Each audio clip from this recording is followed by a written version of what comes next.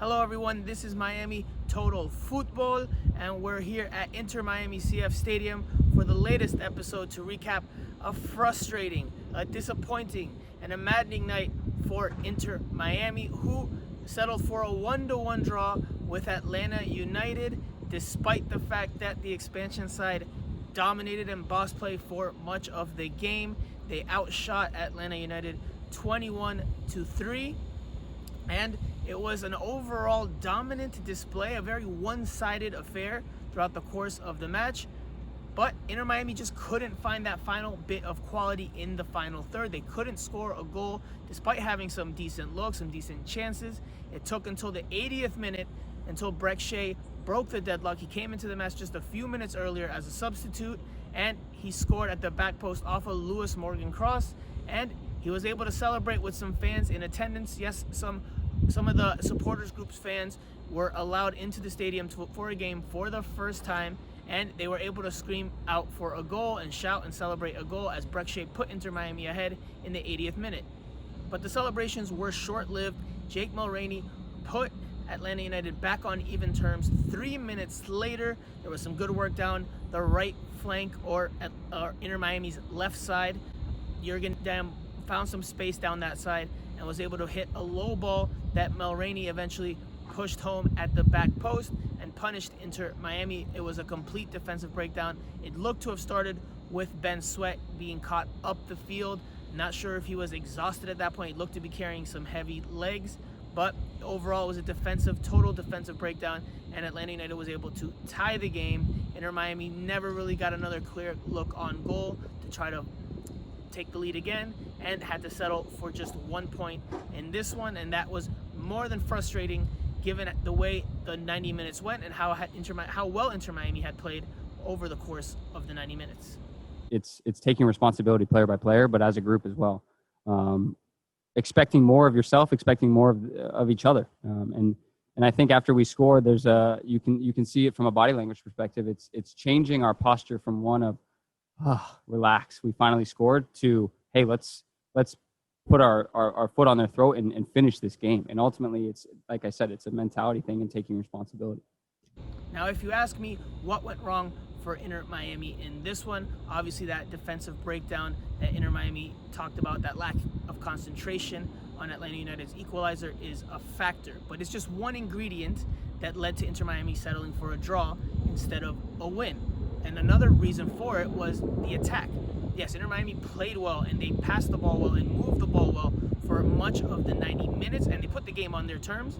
But the attack, despite finishing again with a 21-3 advantage in the shots department, only put 6 of those on target, and they finished 6-1 in the shots on target statistic. And yes, Atlanta United's one shot on target was their goal, and it came late in the game. So defensively, Inter Miami did a good job for the most part. The attack is what struggled.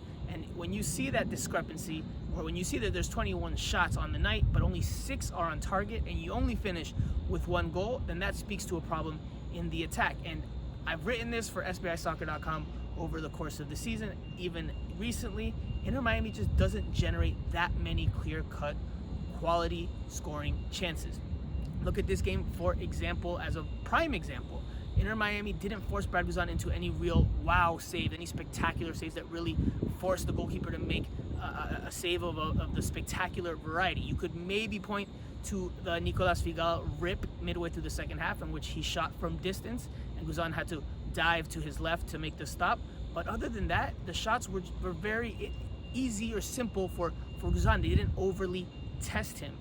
And that's something that speaks to Inter Miami's function from the run of play and their style of play. Obviously, Diego Alonso wants width out of his team, and he wants crosses in from wide areas, but it's still too one-dimensional. It's still too hit and miss. It's too individual. It's not collective enough over the course of the 90 minutes. This is why Inter Miami, despite having Gonzalo Higuain, has not had a real uptick in goals scored. Now, and Gonzalo Higuain's a perfect example. He's been with the team for several games now, and he has 1 goal.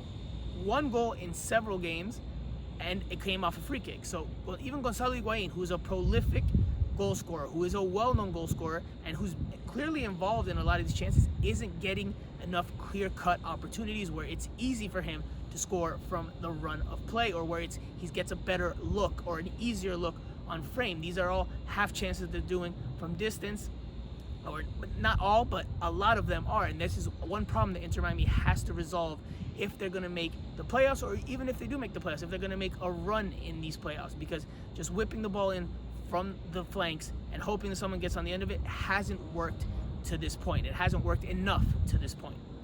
Now, obviously something else that could be pointed to, and that was pointed to by plenty after the match, was Diego Alonso's delay in making substitutions. Now, he waited until the 77th minute to start bringing in some players. He brought in Breck Shea, and that change obviously paid dividends. Breck Shea scored 3 minutes later, but it seemed like Inter Miami, and again, this goes back to their attack and their lack of creativity and their one-dimensionalism, he took a little too long to make those changes. Now, after the game, he explained that and touched on that in detail as to why he took so long to make some subs.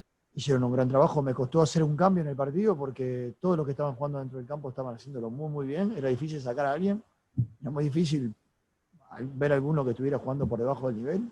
Now, I understand Diego Alonso, from a team function, yes, the team was playing well, but again, it wasn't generating that many clear-cut chances. It clearly needed some new ideas or some new fresh legs to help try to break open the game. And obviously, once he did make the change, it did pay off because, again, Breck Shea scores the opener, the goal that the Inter Miami fans in attendance thought would be the winner.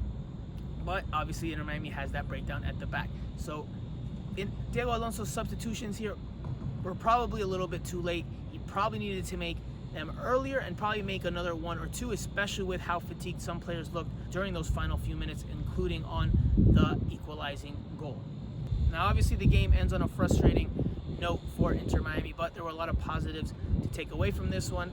Federico Higuain also made his Inter Miami debut, came off the bench late, didn't get a lot of touches, but he was able to make that debut alongside his brother and play alongside his brother at long last. And Inter Miami will be happy with how they moved the ball as a collective, especially in that first half, and how they pressed at times.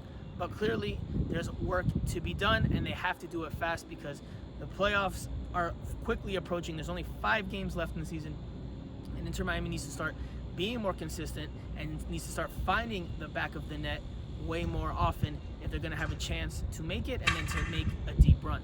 But that about does it for now. Make sure you stay locked into Miami Total Football for more news, analysis, and coverage of Inter Miami during this final stretch run of the season as the team looks to make the playoffs and avoid a disappointing finish to a rough 2020. As always, I'm Franco Panizo, and we'll see you next time.